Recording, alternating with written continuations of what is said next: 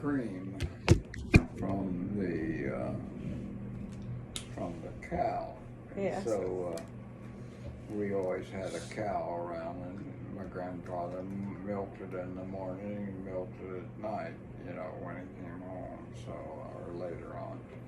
And so that's what we were getting the cream, one thing and the from one thing.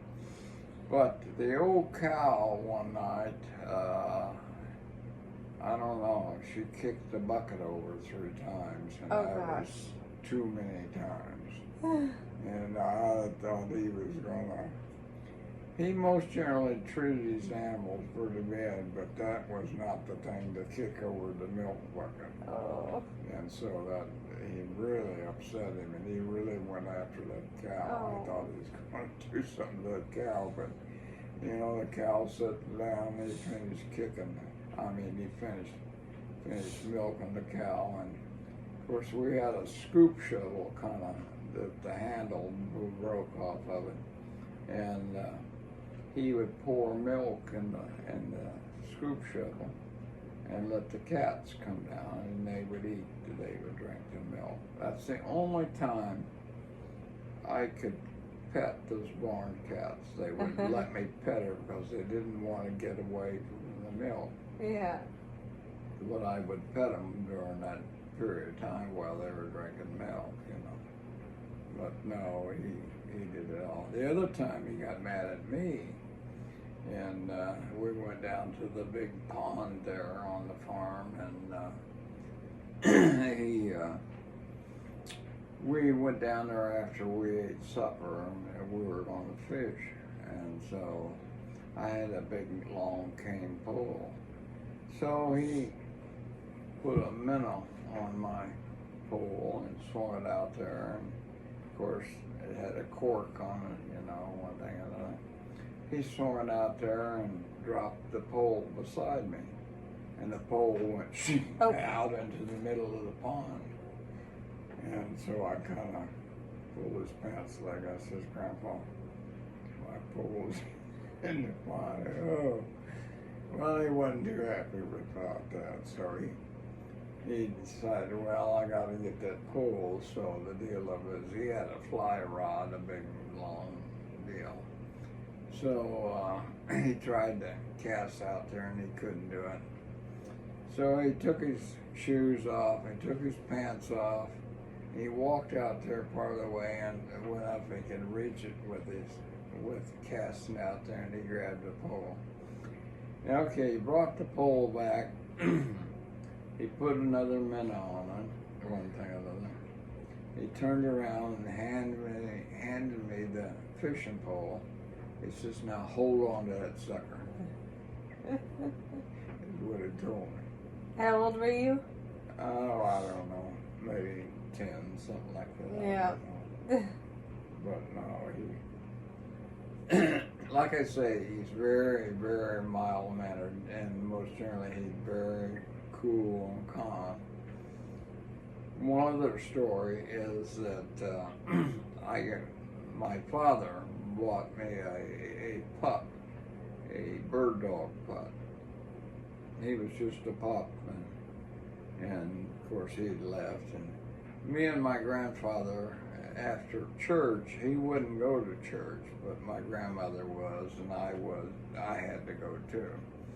And so after we ate, we would go out and check the cows, one thing or another.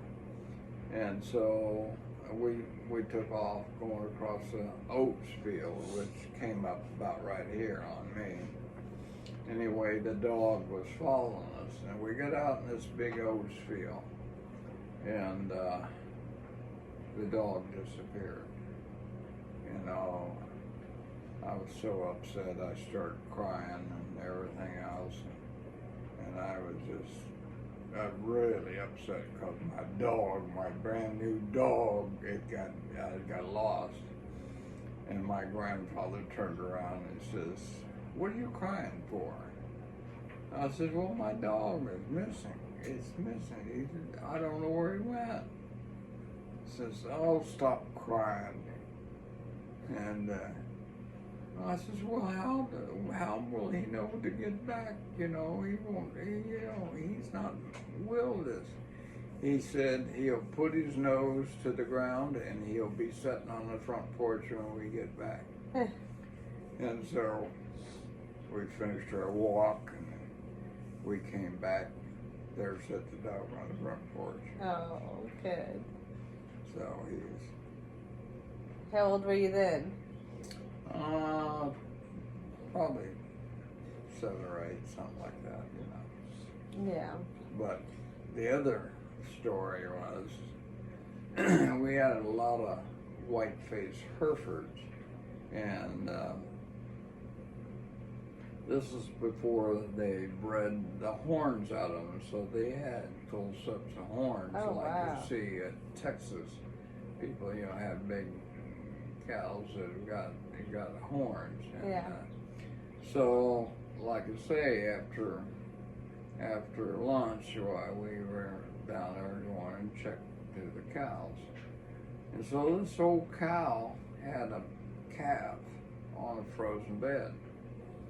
And of course the calf couldn't stand up. The cow was standing up, and they were both down on the frozen creek bed. And so my grandfather says, "You go up there and sit on that log." Says, "You do not make any noise and you don't do anything. You sit there real quiet." So I said, "Okay." I said, "Well, I will do that." So I sat up there on the log, and so he went down, and this cow had horns this long. And so he went down on the creek bed. He talked to her very soft and moved very, very slow. And he went over, and of course she's watching him, and because it's her calf, and so she's gonna protect the calf if anything goes wrong. And so he reached down and grabbed the calf around the legs, and picked the calf up, and walked up the bank.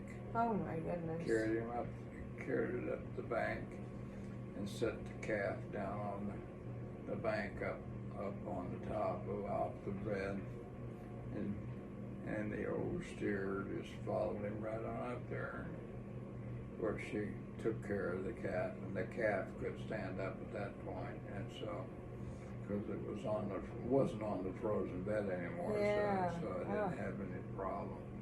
But this is the creek where you have like that bridge. Yes. Oh. Yeah, that's where it was. It was just a little ways from that bridge. Yeah. One thing of there, but no, but he very, very quiet and very calm.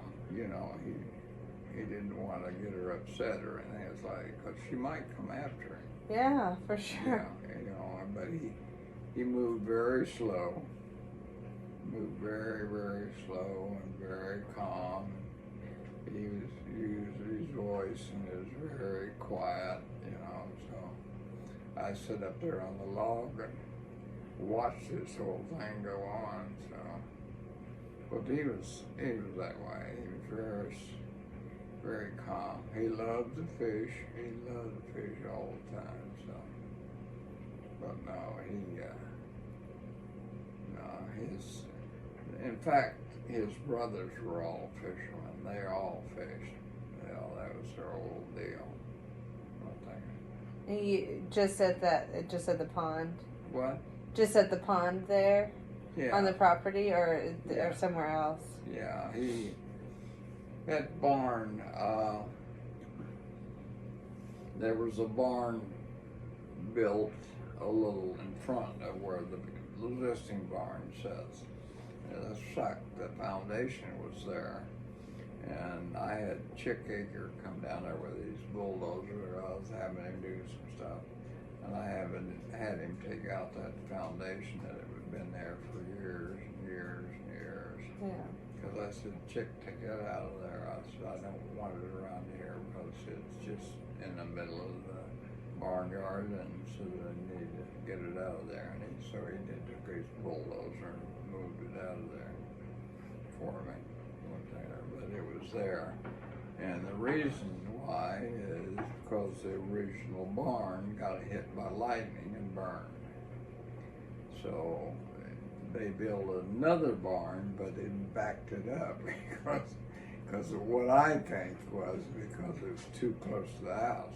I see. And he didn't want to take chances of burning the house. So, Yeah. So what he did is he backed the new barn up, probably 100 yards or something. He backed it up because it was a little too close to the house when it caught on fire. Yeah. So that's what it did, one thing out of there. Are you still going down there to mow?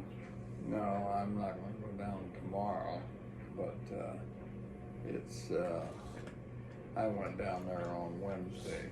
I have a big limb that fell on the back of the house, so I don't know what I'm going to do about that. Wendy told me, hire someone to get it off up there. I don't know. I told him, I said, well, I'll probably have to go up there and start whittling on it a little bit at a time and get it off the top of the roof of the house. My the scooter might be able to help you, or find some people to help you. Oh, I'll see. I'll ask Joel if he knows anybody like that. It's a big limb. I mean, it's big. He seemed pretty strong, and that he does. I think he lays either oil or electric or some kind of like lines. What kind of lines would he be laying? Who? Gas lines, maybe? Is that Who? possible? My brother's scooter. I said he lives down the street. Maybe he could help with that limb, and maybe some of his buddies. They do, hard labor. Well, he's got a young guy that does some work on his land. That Joel and his family. Joel could help him. Okay. But he needs to find him. Last time we went down there, he wasn't there. So, what are we doing? Recording? I was recording. Dad had some Stories, historical. stories. Yeah. Is it time to keep going or what? I mean, we got plenty of time. So look what happened to this book. When I started reading it, all these pages just came right out. So I'm gonna have to take it to them, and because it's a day overdue. But anyway, I don't want to just drop it in the Dropbox because they're gonna think that I did it, and I want to explain to them at the circulation desk that they just started coming out as I was reading the dang book. But anyway, no big deal. They're not open yet. They don't open till like I don't know what time on Sundays. Do you like the buy drinks? Have you ever had them before? Yeah. They're only 10 calories. I know. But what I don't you like the ice drinks better. I don't know. They have You a like funny, carbonation. They just have a funny aftertaste. I don't even need the carbonation. The sweetener is, I hope you looked at it, because I don't know, it's erythritol or something, I don't know. That's what they sweeten it with. I don't know if that's electrolytes or what. Stevia. They announced on the news that aspartame is Aspartame, is bad. they're gonna ban it. Are they? Yeah, is what they said. It is what they announced on TV that they hadn't banned it yet, but they were going to. They pretty much said that it's a cancer-causing agent, and so they're concerned about it, and so they're going to ban it. So, like Diet Coke, I think it has it in too, or that Coke Zero, not Diet, but Coke Zero has some in it too. So I don't know. And you like the Coke Zero. Yeah, you love Coke Zero. Yeah, I do, but we'll see what happens.